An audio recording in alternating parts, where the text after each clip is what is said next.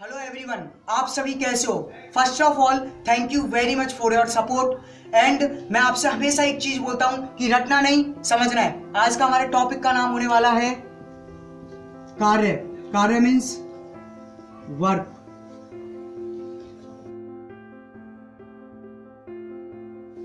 हमारे टॉपिक का नाम है कार्य। कार्य का मतलब हम नॉर्मली समझते क्या है। कार्य का मतलब हम समझते हैं कि अगर जैसे कि मैं आपसे कह दूं कि आप उस बोतल को उठा के मुझे दे दीजिए, तो आप क्या करोगे, उस बोतल को वहां से उठाओगे और उठा के मुझे दे दोगे और मैं बोलूंगा ये आपका काम पूरा हो चुका है। इसका मतलब अपने को क्या किया, आप यहां से गए तो जाने के बाद आपने बोतल पकड़ी। फर्स्ट पॉइंट तो अपने को याद रखना है कि हम जो कोई भी बोतल पकड़ते हैं या कोई भी चीज पकड़ते हैं तो उस चीज को पकड़ने से पहले हमारा काम की शुरुआत नहीं होती, यानी हमें काम की शुरुआत करने के लिए उसके कांटेक्ट में जाना पड़ेगा। दूसरी चीज, उस चीज को हम क्या कर लेते हैं, पकड़ के उठा लेते हैं। जब किसी भी चीज को हम पकड़ के उठा रहे हैं तो उठाने के लिए हम क्या लगाते हैं, बल मीन्स ताकत। तो यहाँ पर हम क्या लगा देंगे, बल। हम किसी भी चीज को उठाने के लिए क्या लगाएंगे, बल। अब इस बल को ही इंग्लिश में कहा जाता है फोर्स। क्या कहा जाता है, फोर्स। और इस फोर्स को हम इंडिकेट किससे करते हैं, एफ से, गुना का गुना। उसके बाद हम उस चीज को वहां से पकड़ के और यहाँ तक ले आते हैं। तो इसका मतलब अपने को याद रखना है कि अपन करते क्या है, वहां से खड़े हुए और यहाँ पर ले आए। तो ले आने का मतलब अपने को याद रखना है कि उस चीज को लाने में अपन ने दूरी तय की। क्या तय की, दूरी। अब वो जो दूरी है वो अपने को टेढ़ी मेढ़ी दूरी याद नहीं रखनी है। एक बिंदु से दूसरे बिंदु के बीच की जो सीधी दूरी होती है उसे क्या कहा जाता है, विस्थापन। और इस विस्थापन को इंग्लिश में कहा जाता है डिस्प्लेसमेंट।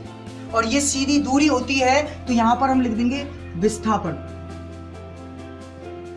विस्थापन के लिए आपने तय क्या की, सीधी दूरी। और इसे हम इंडिकेट किससे करते हैं, स्ट्रेट डिस्टेंस। इस वजह से इंडिकेट किससे कर देते हैं हम, एस से। यानी सबसे पहले हमने क्या किया, सबसे पहले बोतल को उठाया, उठाने के लिए क्या लगाया, बल। बल के लिए यहाँ पे हमने बल लिख दिया, गुना का गुना कर दिया। उसके बाद सर हमने दूरी तय की, और दूरी कैसी, सीधी दूरी। और इस सीधी दूरी को अपन क्या बोलते हैं, विस्थापन। और विस्थापन के लिए क्या बोलते हैं, डिस्प्लेसमेंट। और एक सीधी दूरी होती है, इसे बोलते हैं हम स्ट्रेट डिस्टेंस। इस वजह से इंडिकेट किससे करते हैं, एस से। और मैं बोलता हूं बच्चा आपका काम पूरा हो चुका है।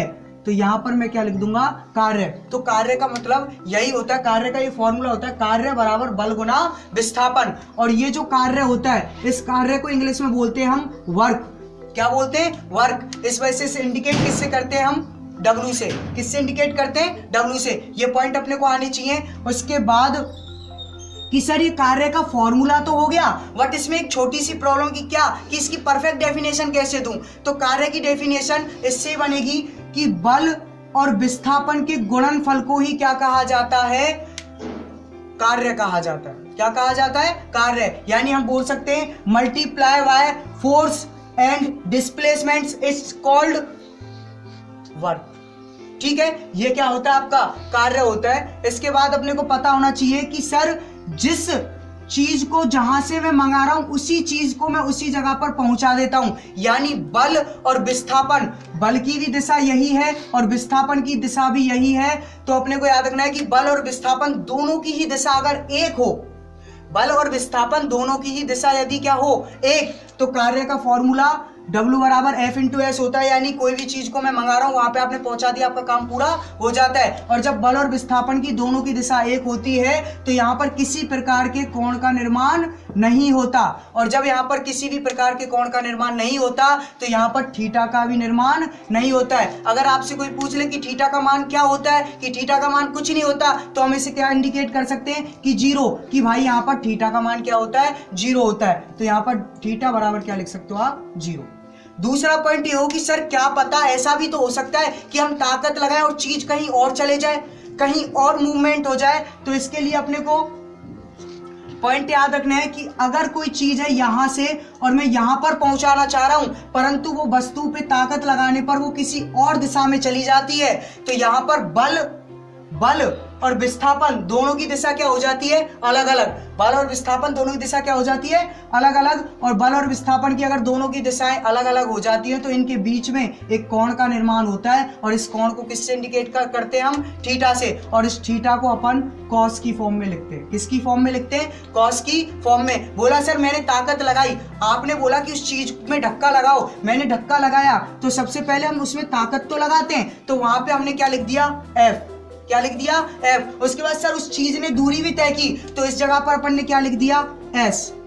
क्या लिख दिया S। और यहां पर दूरी तो तय की, परंतु इसमें कहीं ना कहीं कोण का भी निर्माण हो जाता है, क्योंकि दिशाएं अलग अलग हो गई, और अगर दिशाएं अलग अलग हो जाती हैं तो वहां पर कोण का निर्माण हो जाता है। और यहाँ पर क्या ऐड हो जाता है, cos थीटा।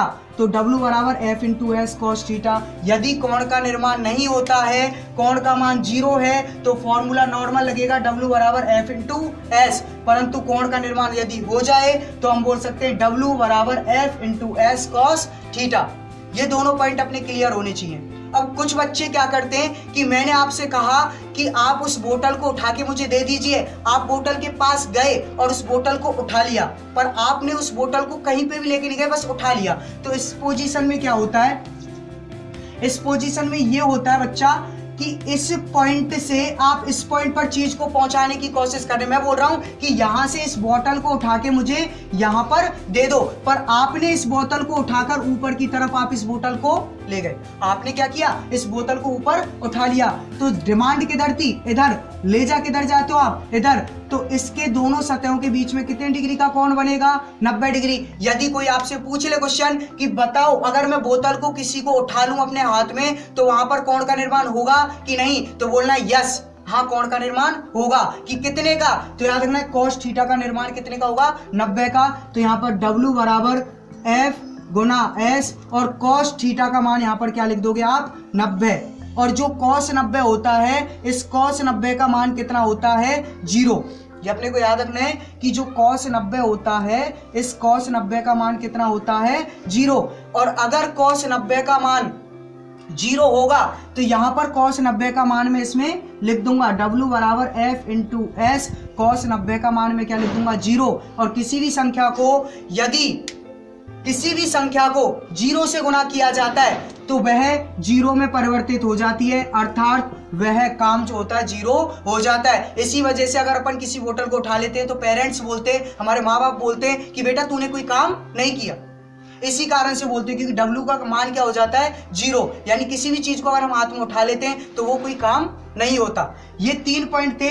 और एक लास्ट एंड फाइनल पॉइंट होता है अपना कि सर ऐसा भी तो हो सकता है कि उसने मुझे कोई चीज मंगाई और उस चीज को मैं उसे ना देने के बजाय उस चीज को ले भागूं, उस चीज को मैं लेके चले जाऊं। यानी जरूरत, उसने बोला इस चीज को मुझे दे दो, आदमी इस जगह पर है, पर्सन कोई व्यक्ति मुझसे मंगा रहा है, और आप मीन्स बॉय, आप जो भी लड़के हो, जो भी आप हो, आपसे बोला कि बच्चा आप यहाँ पर जो बोतल रखी हुई है इस बोतल को उठा के मुझे दे दो, पर आपने इस बोतल को उठाकर किसी और जगह पर दे दिया, किसी अदर पर्सन को दे दिया, किसी दूसरे व्यक्ति को दे दिया। तो यहां पर एक सीधी रेखा का निर्माण होता है। किसका निर्माण होता है, सीधी रेखा का। और जब हम विपरीत दिशा में जाते हैं तो सीधी रेखा पर कितने डिग्री का कोण बनता है, 90 डिग्री का। सॉरी फॉर दैट, कितने का बनता है, 180 डिग्री का कोण बनता है। तो यहां पर मैं बोल सकता हूं कि W बराबर क्या होगा, सर बोतल को उठाने के लिए मैंने बल लगाया था, तो यहां पर मैं क्या बोल दूंगा, F। उसके बाद सर मैंने बोतल को उठाया तो था, पर मैंने दूरी भी तय की। मैंने क्या तय की, दूरी। तो दूरी के लिए अपन क्या लिख देंगे, S। सीधी दूरी, सीधी दूरी के बाद मैं विपरीत दिशा में चला गया सर, तो आप विपरीत दिशा में जा रहे हो तो cos का मान, cos थीटा का मान कितना हो जाता है, 180। और cos 180 का मान कितना होता है बच्चा, -1। कितना होता है, -1। अपने को याद रखना है कि cos 180 का मान कितना होता है, -1। तो यहां पर हम लिख सकते हैं W बराबर F इंटू एस इंटू -1। अब अगर -1 से किसी भी संख्या को गुणा किया जाता है तो यहाँ पर आ जाएगा W बराबर -F इंटू एस। समझ में आया। यदि कोई भी चीज को हम विपरीत दिशा में ले जाते हैं तो वहां पर कार्य का मान माइनस में हो जाता है, विपरीत दिशा में हो जाता है। तो वहां पर फॉर्मूला क्या बनेगा, W बराबर F इंटू एस की जगह W बराबर -F इंटू एस। दूसरा पॉइंट इसके अंदर अपने को कि सर ये तो मुझे आ रहा है, ये तो मुझे आ रहा है, परंतु इसमें छोटी सी एक प्रॉब्लम हो गई। बोला बता कि क्या प्रॉब्लम हो गई। तो इस प्रॉब्लम के अंदर हम बोल सकते हैं कि किसी भी चीज को मैं उठाकर किसी भी जगह पर लेके जा रहा हूं, अगर जहां पर आपने मंगाया वहीं पर मैं पहुंचा रहा हूं तो यहां पर कोण का निर्माण नहीं हुआ, तो आपने क्या लिख दिया, थीटा। थीटा का मान कितना हो जाएगा, 0। कि सर मैं नहीं हूं, तो मान भी मेरा क्या होगा 0। अब अगर थीटा का मान 0 है तो नॉर्मल फॉर्मूला W बराबर F इंटू एस कि सर इसका कोई एग्जाम्पल दो, जैसे कि कोई भी आपसे काम के लिए मैं बोल रहा हूं और उसी जगह पर आप चीज को पहुंचा देते हो तो फॉर्मूला लगता है ये कि सर मैंने इतनी ताकत लगाई और ये मेरी दूरी है। सेकंड पॉइंट अपने को याद रखना है कि अगर मैं आपसे कहूं कि उस चीज को उठाकर मुझे दे दो और आप उस चीज को उठा नहीं पाए और आप उसको खिसका रहे हो, यानी बल और विस्थापन, बल और विस्थापन दोनों की दिशाएं क्या हो गई सर, अलग अलग हो गई, तो यहां पर थीटा कोण का निर्माण हो जाता है। यानी अपने को याद रखना है कि जहां पर मुझे चीज पहुंचानी थी वहां पर उस चीज को मैं नहीं पहुंचा पाता हूं, तो यहां पर कॉस का निर्माण हो जाएगा। तो W बराबर F गुना कॉस थीटा का निर्माण होगा, तो अपन क्या लिख देंगे कॉस थीटा।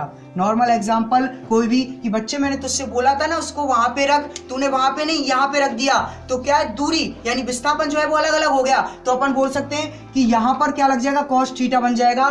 थर्ड पॉइंट अपने को याद रखना है कि सर W बराबर अगर इस चीज को मैं उठाकर ऊपर ले जाऊं 90 डिग्री, तो अगर हम किसी भी चीज को ऊपर उठा लेते हैं या फिर जिस जगह पर होती है, यहाँ पर डिमांड है हमें और लेके किधर जा रहे हैं ऊपर की तरफ, यानी जिस जगह पर जरूरत है उसके जिस जगह पर जरूरत है पृथ्वी की दिशा से ऊपर की तरफ आप लेके जा रहे हो, तो यहाँ पर सतहों के बीच में कितनी डिग्री कोण बन जाता है 90 डिग्री का। एग्जाम्पल मैं आपसे बोल रहा हूँ कि बोतल आप मुझे दो, परंतु आप उस बोतल को देते हो और उस बोतल को उठाने आप क्या करोगे, वहां पे बोतल को लोगे और पकड़ के उठा लिया। अब उस बोतल को आप किसी को नहीं देते और बोतल वहीं पर है, चाहे आपने उठा लिया है तो भी उसका मान क्या हो जाता है cos 90, और यहाँ पर क्या लग जाएगा F का F, बोतल को उठाने के लिए आपने बल लगाया, दूसरा उसमें आपने दूरी तय की तो यहाँ पर क्या आ जाएगा S, और लास्ट एंड फाइनल कि आपने उसमें cos थीटा का कितना निर्माण हो जाता है 90 डिग्री।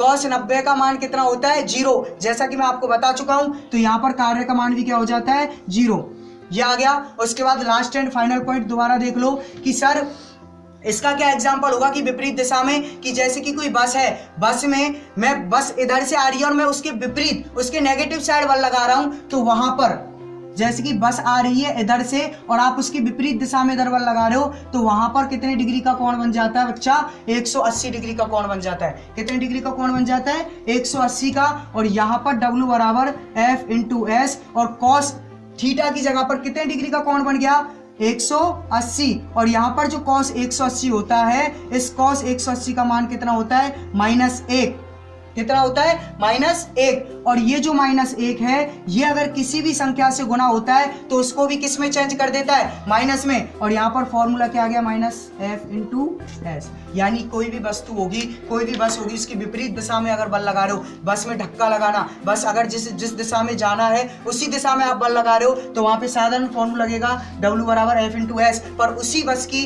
आप विपरीत दिशा में बल लगा रहे हो तो वहां फॉर्मूला लगेगा W बराबर -F इंटू एस। बोला सर आपने जो भी चीज समझाई वो मुझे परफेक्ट समझ में आ गया, बट इसमें प्रॉब्लम ये हो गई कि ये जितना भी कार्य वगैरह जो भी होते हैं, इसमें एक चीज नोटिस करनी है अपने को कि कार्य हो, बल हो, विस्थापन हो, इन सब का क्या होता है अपना एक मात्रक होता है। जैसे कि कार्य, तो कार्य का मात्रक क्या होता है जूल, बल का मात्रक क्या होता है न्यूटन, और विस्थापन मीन्स होती है दूरी, और दूरी का मात्रक क्या होता है आपका मीटर, क्या होता है मीटर। ये चीज अपने को छोटी छोटी है जो नोटिस करनी होती है। अब इसके अंदर प्रॉब्लम क्या आ रही है अपने को, इसके अंदर प्रॉब्लम ये आ रही है कि जूल है, एक चीज याद रखना कि 1 न्यूटन और 1 मीटर दोनों गुनाएंगे तो क्या आएगा यहाँ पे जूल, यानी अगर 1 जूल मान है तो इसका मतलब न्यूटन भी 1 होगा और मीटर भी 1 होगा।